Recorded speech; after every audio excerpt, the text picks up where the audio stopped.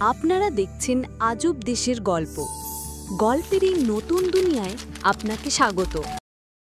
এক মুচি ও দুটি এলফ। এক সময়ের কথা, এক বরফে ঢাকা এক ছোট্ট গ্রামে বাস করতেন এক গরিব কিন্তু দয়ালু মুচি। তিনি ভোর থেকে রাত অবধি পরিশ্রম করতেন, তবুও ভাগ্য তার সহায় ছিল না।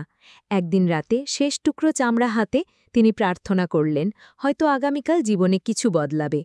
কিন্তু সূর্য উঠতেই তিনি এমন কিছু দেখলেন যা দেখে তার মন আনন্দে ভরে উঠল। মুচির সামনে টেবিলে একজোড়া সুন্দর জুতো পড়েছিল, যেন তার নিজের হাতের কাজ নয়।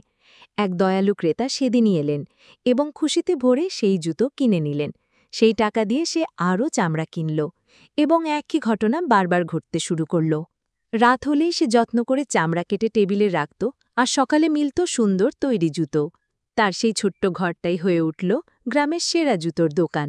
হাতে কাজ বাড়লেও সে কখনো ক্লান্ত হয়নি বা অভিযোগও করেনি। এভাবেই দেখতে দেখতে শীত এসে গেল, আর চারদিক আনন্দে ভরে উঠল। কিন্তু মুচির মনে ছিল অন্য চিন্তা। সে ভাবল, দেখা যাক কে তাকে প্রতিদিন জুতো বানিয়ে দিয়ে যায়। সেই মতো মুচি ও তার স্ত্রী সেদিন রাতে ঘরের মধ্যে লুকিয়ে থাকল। রাত 12টায় দুটি ছোট্ট এলফরূপ নিঃশব্দে ওয়ার্কশপে ঢুকে পড়ল। চটপটে হাতে উজ্জ্বল চোখে তারা জুতো বানাতে লাগল জাদুর মতো দক্ষতায়। চুপচাপ লুকিয়ে মুচি ও তার স্ত্রী বিস্ময় তাকিয়ে রইলেন, নিঃশ্বাস বন্ধ করে। মুহূর্তের মধ্যেই তারা জুতো বানিয়ে সাজিয়ে দিল, সাবলীল ও নিখুঁতভাবে। তারপর ঠিক যেমন এসেছিল তেমনই হাওয়ায় মিশে হারিয়ে গেল তারা। পরদিন সকালে মুচি স্ত্রীর মনে এক খেয়াল এলো। তারা ঠিক করলেন সেই মায়াবী এলফদের জন্য তারা জামাকাপড় বানাবেন, কারণ সেই ছোট্ট এলফ দুটি ছেঁড়া জামাকাপড় পরেছিলেন। তারা দুজনেই দিনরাত কাজ করলেন, ভালোবাসা দিয়ে সেলাই করলেন পোশাক ও জুতো। সেই রাতে তারা আর কোনো চামড়া না রেখে শুধু ছোট্ট কোট, মোজা, মিটেন আর জুতো রেখে দিলেন। আবারও চুপচাপ লুটিয়ে থাকলেন তারা, জানালেন না তাদের উপস্থিতি। রাত 12টায় এলফরা ফিরে এলো, কিন্তু এবার অন্য কিছু দেখে থমকে গেল তারা। তারা আনন্দে হাসল, নাচল নতুন জামা কাপড় পরে। তারপর ঠিক যেমন এসেছিল তেমনই হাওয়ায় মিশে হারিয়ে গেল তারা।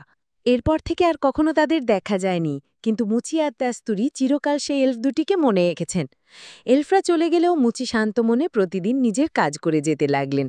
দোকানের বাইরেই ছেলেদের খেলা, আর প্রতিবেশীরা আসত শুধু ভালো লাগার জন্য। এভাবেই তাদের বছর কেটে গেল আনন্দে।